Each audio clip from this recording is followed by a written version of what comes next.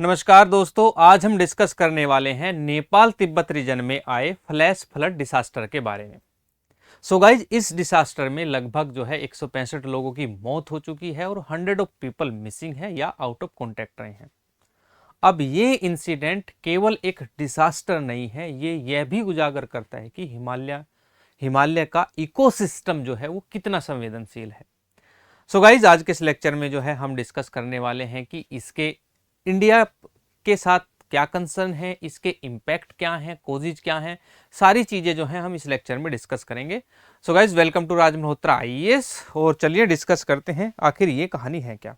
कहानी ये है कि कल जो है नेपाल में एक डिसास्टर स्टार्ट हुआ। धीरे धीरे ये जो डिसास्टर था बहुत भयानक रूप ले चुका था। इसकी अगर हम बात करें तो इसमें अब तक जो अपडेट है लगभग 165 प्लस लोगों की डेथ हो चुकी है, ये कंफर्म हो चुका है। और साथ ही 823 पीपल जो नेपाल में हैं वो क्या है, वो अभी जो है एक तरीके से लापता है, उनका पता नहीं है कि कहाँ है। और साथ ही इसमें इंक्लूडिंग 579 टूरिस्ट हैं। ये जो है अभी की अपडेट है, जिसमें 579 टूरिस्ट लोग हैं, जिनमें भारतीयों की संख्या जो है वो ज्यादा बताई जा रही है। ठीक है। और अगर हम बात करें 558 प्लस जो पीपल्स जो मिसिंग है वो तिब्बत रीजन जो है चाइना का, उसमें जो है ये सारी चीजें हुई हैं। तो चलिए इसको डिस्कस करते हैं कि आखिर जो है ये जो डिसास्टर है इसके सिग्निफिकेंट क्या रहे हैं। तो सबसे पहले सिग्निफिकेंट ये है हमारे पास, ये डिसास्टर मैंने ये बताया था कि ये चीज जो है हाईलाइट करता है कि हिमालय का जो इकोसिस्टम है वो हमारे लिए कितना जो है एक तरीके से फ्रिजिलिटी है। ठीक है। तो इकोसिस्टम को हम यहाँ पे देख सकते हैं कैसे वो एक रिस्क है, कैसे वो कैस्केडिंग डिसास्टर ला सकता है। तो सबसे पहले हम बात करते हैं ह्यूमैनिटेरियन ग्राउंड पे। तो ये एक ह्यूमैनिटेरियन डिसास्टर है, क्योंकि इसमें जो है लगभग 165 के लोगों की अभी मैंने बताया है कि जो है डेथ हो चुकी है और 100 जो पीपल्स हैं वो अभी मिसिंग हैं, 100 ऑफ पीपल्स। और बहुत सारे टूरिस्ट जो हैं वो इसमें क्या है, large number of tourist and pilgrims जो है वो अफेक्टेड हुई। जहाँ तक सवाल भारत का है, तो भारत की अगर हम बात करें, कोई ऑफिशियल अपडेट जो है जो एम्बेसी इंडिया की नेपाल में है वहाँ से नहीं आई है कि कितने लोग जो हैं वो लापता हैं, या कोई जो है वहाँ पे हमें लाइफ लॉस भी देखने को मिला है। तो इसके लिए अभी हमारे पास कोई अपडेट नहीं है। ठीक है। तो ये सारी चीज़ें हुई हैं, तो इसको देखते हुए हम इसके जो है सिग्निफिकेंट यहाँ पे बात कर रहे हैं। तो दूसरी बात अगर हम करें, भाई ये जो फ्रेजिलिटी है हिमालयन इकोसिस्टम की, यानी हिमालयन इकोसिस्टम की ये जो संवेदनशीलता, ऐसा नहीं है कि पहली बार बाढ़ आई है। नेपाल में जो है ऐसे जो इंसिडेंट है वो होते रहे हैं। नेपाल में एक बार जो है बहुत बड़ा भूकंप जो है वहां पे आया था, आपको याद हो।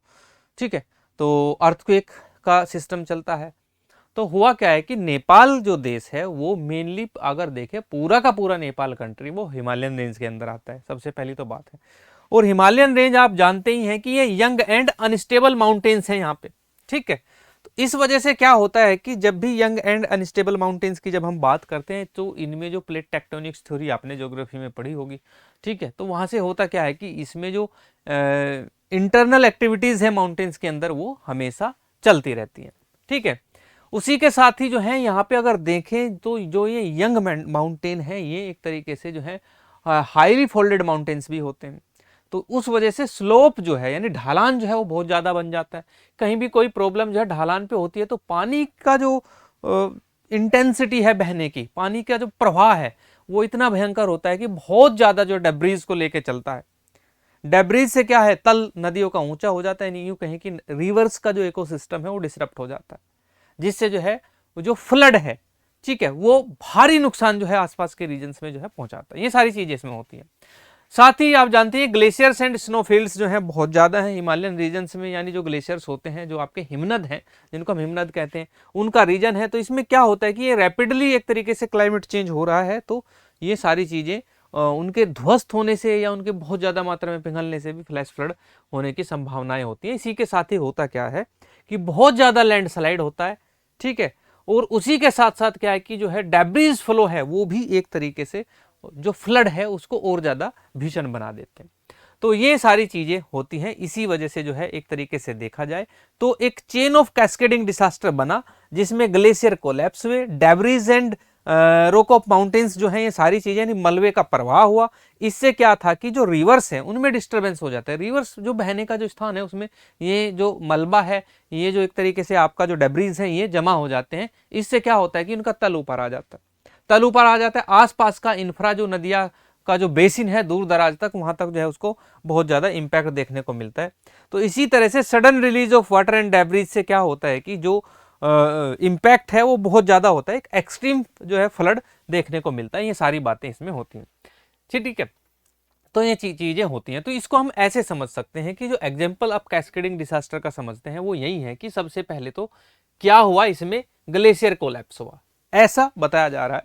उसको हम आगे भी चर्चा करेंगे, ठीक है। तो ग्लेशियर कोलैप्स होने से क्या हुआ कि एकदम से जैसे ही ग्लेशियर कोलैप्स होता है, यहां से देखें ग्लेशियर कोलैप्स होता है, तो कोलैप्स होते क्या था कि ग्लेशियर के जो आइस ब्लॉक हैं प्लस वाटर हैं प्लस जिस भी स्थान से निकलते हैं वहां की जो रॉक्स हैं माउंटेन्स की और अदर जो डेब्रीज हैं आपकी, सारी जो है मलबा मिलके एक साथ जो है वो पानी के साथ बहता है। बहते ही तो क्या हो जाता है कि ये डेब्रीज आगे चलते हैं। उसी के साथ क्या होता है कि ऑब्स्ट्रक्शंस और चेंज इन रिवर सिस्टम। तो रिवर सिस्टम में क्या है कि चेंज हो जाता है, पानी का फ्लो जो है वो क्या होता है, चेंज होता है। क्योंकि मलबा जो है जो मेन लाइन है नदी की उसमें नहीं रहता, यानी नदी का धारा जो है उसके में मलबा जो है जमा हो जाता है और जो पानी का प्रवाह है वो जो है उसका स्वरूप ही बिगड़ जाता है। तो इसी तरह से a sudden flow of water and debris और ए डिवास्टेटिंग फ्लैश फ्लड इन डाउन स्ट्रीम एरियाज। तो डाउन स्ट्रीम एरियाज में क्या होगा कि ये तल ऐसे फैलेगा पानी, तो पानी क्या होगा कि जो आसपास का जो इंफ्रा है, ठीक है, चाहे वो सड़कें हैं, मकान हैं, सारी चीजें हैं, तो एक तरीके से इनको जाके बहुत ज्यादा हानि पहुंचाएगा। इसी को हम क्या कहते हैं, कैस्केडिंग डिसास्टर, ठीक है। ये सारी चीजें होती हैं। अब इसके कॉजेज क्या रहे हैं ये हम यहाँ पे जानने का प्रयास करेंगे कि भाई कैसे जो है ये इतना बड़ा फ्लैश फ्लड आ गया। तो इसकी हिस्ट्री अगर हम देखें तो हिस्ट्री लगातार यही रही है। कभी इसमें जो है अगर आप देख सकते हैं तो ग्लेशियर कोलैप्स हुआ है या क्लाउड ब्रस्ट जिसको बादल फटना कहते हैं, ऐसी संभावनाएं हुई हैं। अर्थक्वेक भी जो है बाढ़ को जन्म देता है, ठीक। तो ये सारी चीजें होती हैं। स्टार्टिंग में क्या था कि यही आइडिया लगाया जा रहा था कि इनिशियली ये प्रॉब्लम जो है, क्योंकि नेपाल में अर्थक्वेक्स आते रहते हैं, ये अर्थक्वेक्स से जनरेटेड जो है फ्लैश फ्लड हो सकता है आपका। लेकिन बाद में जब यूएसजीएस जो इंस्टीट्यूशन है उसने एनालाइज किया, उसने अपनी जो है इंक्वायरी की, तो पता लगा कि ये एक ग्लेशियर कोलैप्स हुआ और डेब्रीज फ्लो रिलेटेड इवेंट यहाँ पे देखने को मिल रही थी, ठीक है। तो ये सारी चीजें यहाँ पे देखने को मिली। तो अभी ये जो आपका फ्लैश फ्लड है, जो कैस्केडिंग जो फ्लड है, इसकी अगर हम बात करें, ये इसको जन्म देने वाला केवल जो है वो ग्लेशियर का कोलैप्स होना है, यानी हिमनद का एकदम से फटना इसको कह सकते हैं। तो ये रियल कोजिज है इसका, जो अभी हमने बताया था, ठीक है। तो रियल कोजिज क्या है आपका, वो ग्लेशियर का इसमें फटना है, ठीक है। तो ये सारी चीजें इसमें देखी गई हैं।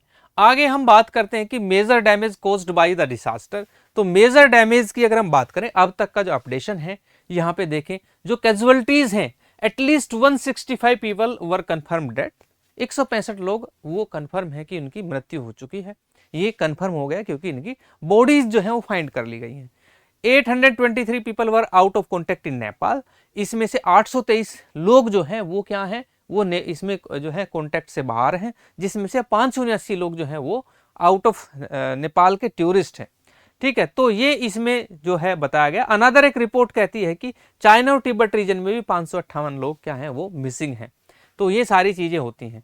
अब हम देखते हैं कि इंडिया पे इसका क्या इंपैक्ट होता है। सबसे पहले इंडिया पे इंपैक्ट की बात करें तो इंडिया की कैजुअलिटीज भी इसमें बहुत ज्यादा है।